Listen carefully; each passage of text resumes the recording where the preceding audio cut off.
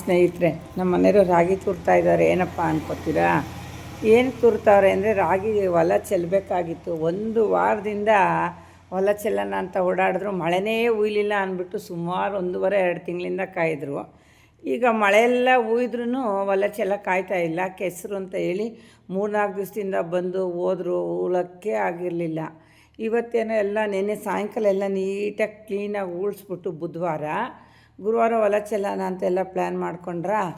ಆಮೇಲೆ ರಾಗಿಲಿ ಸಣ್ಣ ಸಣ್ಣದು ಸತ್ತೆ ಬೀಜ ಇರುತ್ತಂತೆ ಸ್ನೇಹಿತರೆ. ಆ ಸತ್ತೆ ಬೀಜ ಎಲ್ಲ ತೆಗಿಬೇಕು ಅಂತ ಹೇಳ್ಬಿಟ್ಟು ಬೆಳಗ್ಗೆನೇ 6:15 ಮಣಿಗ್ನಳ್ಳಿ ಕರ್ಕೊಂಬಂದುಬಿಟ್ರು. ನಾನು ಅಲ್ಲಿಂದನೇ ತಿಂಡಿ ಎಲ್ಲ ರೆಡಿ ಮಾಡ್ಕೊಂಬಂದ್ಬಿಟ್ಟೆ.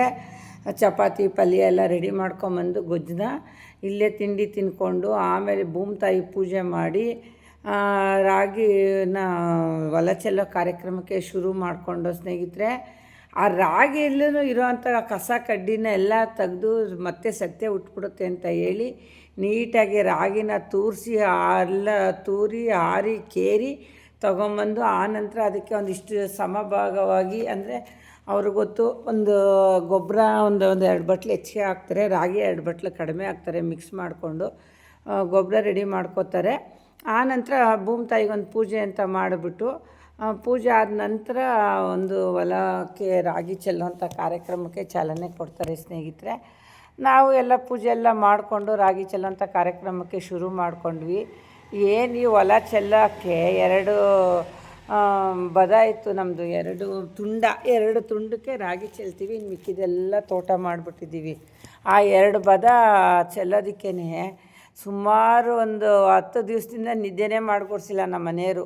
ಮಳೆ ತೆಗ್ದದೆ ಹೋಗೋಣ ಅಂತ ಬರ್ತಾರೆ, ಮಧ್ಯಾಹ್ನ ಮಳೆ ಇಟ್ಕೊಂಬಿಡ್ತದೆ. ಆಮೇಲೆ ಹೊತ್ತಿನಂತೆ ಬಂದರೆ ಇಬ್ಬನಿ ಉಳಕ್ಕಾಗೋದಿಲ್ಲ. ಹಂಗೆ ಹಿಂಗೆ ಅಂದ್ಕೊಂಡು ಇವತ್ತೇನಪ್ಪ ಎಲ್ಲ ಅದೃಷ್ಟ ದೇವರು ದಾರಿ ಮಾಡಿಕೊಟ್ಟ. ಕೆಲವರೆಲ್ಲ ಮುಂದಾಗಿ ಚೆಲ್ಲಿದ್ದಾರೆ, ಕೆಲವ್ರು ಹಿಂದಾಗಿ ಚೆಲ್ಲಿದ್ದಾರೆ, ಕೆಲವ್ರು ಇವಾಗ ಉಳಿಸಿ ಸುಮಾರು ಜನ ಮೊನ್ನೆಯಿಂದನೂ ಉಳ್ಮೆ ಮಾಡಿ ರಾಗಿನ ಚೆಲ್ತಾ ಇದ್ದಾರೆ. ನಾವು ಇವತ್ತೆಲ್ಲ ಪ್ಲ್ಯಾನ್ ಮಾಡಿಕೊಂಡು ರಾಗಿ ಚೆಲ್ಲೋ ಕಾರ್ಯಕ್ರಮನ ಇಟ್ಕೊಂಡ್ವಿ ಸ್ನೇಹಿತರೆ. ನೋಡಿ, ನಾವು ಹಾಕೋದು ಏನಿದ್ರು ಒಂದು 10 ಸೇರು 15 ಸೇರು. ಆ ಭೂಮಿ ತಾಯಿ ನಮಗೆ 15 ಬಲ 20 ಬಲ ರಾಗಿಯಷ್ಟು ನಮಗೆ ಹೊಲದಲ್ಲಿ ಕೊಡ್ತಾರೆ. ನನಗೂ ಅಷ್ಟೊಂದು ರೈತರ ಬಗ್ಗೆ ಅನುಭವ ಇಲ್ಲ. ಈಗೆಲ್ಲ ನೋಡ್ತಾ ನಮ್ಮ ಮನೆಯವರು ಸ್ವಲ್ಪ ರೈತರಲ್ವಾ, ಹಂಗಾಗಿ ನಾನು ಒಂದು ಸ್ವಲ್ಪ ಎಲ್ಲ ನೋಡ್ಕೊಂಡಿದ್ದೀನಿ ಸ್ನೇಹಿತರೆ. ಈ ಒಂದು ಹೊಲ ಚೆಲ್ಲಾಗ ಒಂದು ಕಾರ್ಯಕ್ರಮಕ್ಕೆ ಸುಮಾರು ಒಂದು ವಾರ 10 ದಿವಸದಿಂದ ಕಾಯ್ದು ಇವತ್ತು ನಾವು ಹೊಲ ಚೆಲ್ಲಿದ್ದೀವಿ. ನಮಗೂ ಖುಷಿ ಆಯಿತು. ಈ ಚೆಲ್ಲೋ ಅಂಥದ್ದನ್ನೆಲ್ಲ ಒಂದು ವಿಡಿಯೋ ಮಾಡಿದ್ದೀನಿ ಸ್ನೇಹಿತರೆ. ಈ ವಿಡಿಯೋ ಇಷ್ಟ ಆಗಿದರೆ ಲೈಕ್ ಮಾಡಿ, ಶೇರ್ ಮಾಡಿ, ಫಾಲೋ ಮಾಡಿ.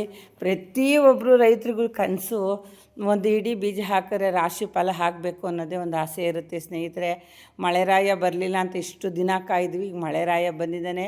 ಮಳೆ ಹುಯ್ದು ಒಳ್ಳೆ ಫಲವತ್ತ ಕೊಟ್ಟು ನಮಗೆ ಆ ಭೂಮಿ ತಾಯಿಯಿಂದ ಅಭಿವೃದ್ಧಿ ಆಗೋಷ್ಟು ರಾಶಿ ಬೆಳೆಗಳನ್ನ ಕೊಡಲಿ. ಕಾಳು ಕಡ್ಡಿ ದವಸ ಧಾನ್ಯನ ಬೆಳೆದು ಮನೆಗಳಿಗೆ ತುಂಬಿಕೊಳ್ಳೋ ಅಂಥ ಟೈಮ್ ಬರುತ್ತೆ. ಇವತ್ತು ಚೆಲ್ಲಿದ್ದೀವಿ ಸ್ನೇಹಿತರೆ. ನಾನು 3 ತಿಂಗಳು ಅಷ್ಟೊತ್ತಿಗೆಲ್ಲ ಚೆನ್ನಾಗಿ ಆಲೆ ತೆನೆನೇ ಬಂದುಬಿಟ್ಟಿರುತ್ತೆ. November December ಅಷ್ಟೊತ್ತಿಗೆಲ್ಲ ಹೊಲನೇ ಕುಯ್ದಾಕ್ಬಿಡ್ತಾರೆ.